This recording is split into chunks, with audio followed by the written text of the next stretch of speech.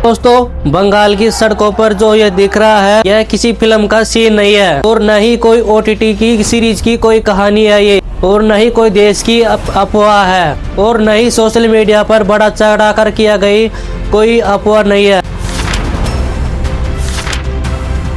ये वो काला सच है जिसको पूरी दुनिया देख रही है, जिसको देखकर पूरी दुनिया की आंखें फेरी की फेरी रह गई है, क्योंकि ये नज़ारा शायद कंफर्टेबल नहीं है। ये सच और ये हकीकत शायद आरामदायक नहीं है, लेकिन यह सच है जो आज बांग्लादेश पर यह घटना घटित हुई है, जहां पर सरेआम भीड़ ने इकट्ठा होकर एक इंसान को घसीटकर मारपीट कर उसको पेट के लटकाकर जिंदा जलाया गया है, और उसकी मौत के तमाशा को हजारों सैकड़ों मोबाइल के कैमरों ने रिकॉर्ड किया है। मानो ये कोई मानव नहीं है, ये तो कोई तमाशा मरा हुआ है, तमाशे को मार रहे हैं। बांग्लादेश में जो ये हत्या की गई है, ये वैसे भी नहीं की गई है, इसके पीछे दरअसल कई कारण है। इस व्यक्ति ने बांग्लादेश का कोई कानून भी नहीं तोड़ा है, बल्कि इसकी मौत इस वजह से हुआ है कि बांग्लादेश में कानून को संभालने वाला कोई नहीं है। ये मौत कोई सुनसान जगह पर, कोई कोठरी में या कोई कोने पर इसकी मौत नहीं हुई है। ऐसी कोई सी भी जगह मौत नहीं की गई है जहां पर पुलिस प्रशासन की आंखें नहीं पहुंच सकी,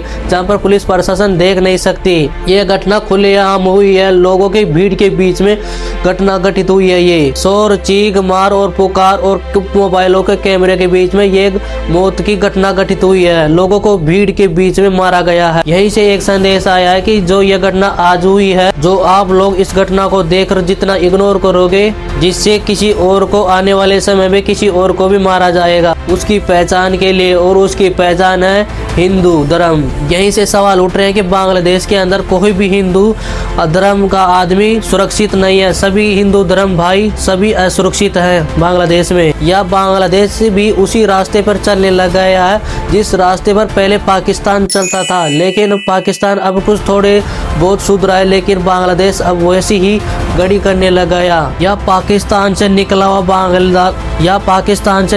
बांग्लादेश फिर से वापस पाकिस्तान तो में नहीं आना चाहता है, क्योंकि ये बांग्लादेश की घटना देखकर तो ऐसा ही लग रहा है। अगर ये कोई घटना होती तो हम इसे अपराध समझकर छोड़ देते, लेकिन समस्या यह है कि ये बांग्लादेश की कोई घटना नहीं है या कोई अपराध नहीं है। यहाँ पर मारने वाले कोई लाठी या कोई हथियार नहीं ले रखे थे मारने के लिए। यहाँ पर वो खामोश लोग थे जो वहाँ चारों तरफ खड़े थे। वो डर था जो किसी को आगे बढ़ने नहीं दिया। वो नफरत थी जो जिस इंसान की मौत की वजह बन गई। ये याद रखना कि भीड़ अचानक कोई पैदा नहीं होती है। एक जगह होने के लिए उसको कई घंटे कई दिन लगते हैं। भीड़ में हर कोई मारता है, जिसकी कोई दुश्मनी भी नहीं है वो भी मौका का फायदा उठाता है और वो भी मार लेता है ताकि कोई दोषी बच न सके।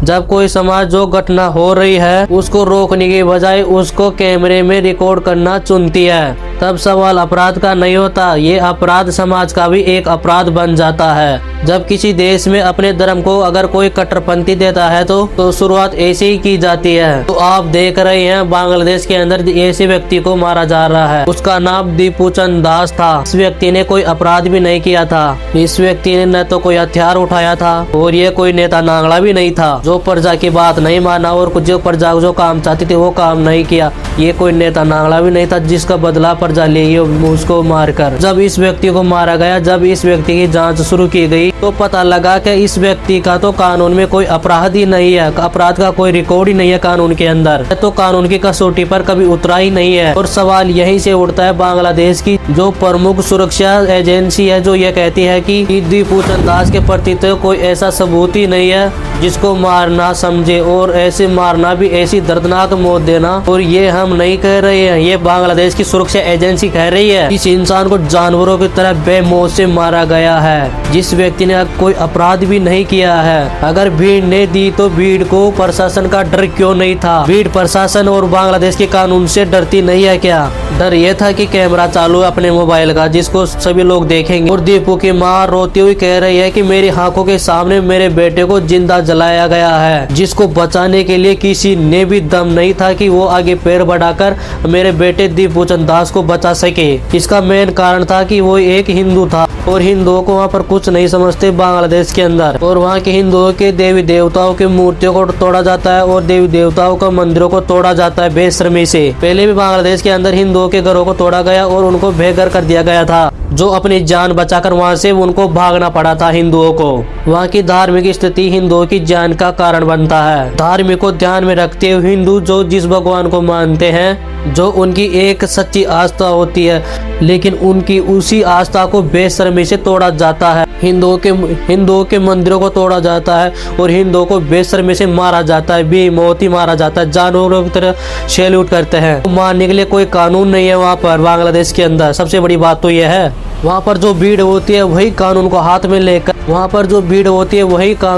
में लेकर हिंदुओं को मारती है। इसको देखते हुए ये कहा जाता है कि जो बांग्लादेश में जो हिंदू है वो खतरे में है, जो रात को भी चैन की नींद नहीं ले पाते हैं। बांग्लादेश के अंदर हिंदुओं का भविष्य चिंता में है। हिंदू समाज को बचाने के लिए सभी कट्टर हिंदू भाइयों को एक होना पड़ेगा, जिससे हिंदू भाई समाज में बिल्कुल सुरक्षा आज़ादी पा सके और चैन की नींद ले सके। बांग्लादेश की सरकार से यही निवेदन है कि जो दीपपूजन दास के साथ जो घटना घटित हुई है और जो इस घटना को अंजाम दिया है, जितने भी व्यक्ति अंजाम दिया, उनको जल्द से जल्द सजा मिलनी चाहिए। और ये वीडियो बांग्लादेश के हर उस व्यक्ति को तक जाना चाहिए जिसने घटना की है। अगर भारत का हिंदू जागा है तो बांग्लादेश का खात्मा करने के लिए 2 ही मिनट लगेगी। धन्यवाद दोस्तों। जय हिंद, जय भारत।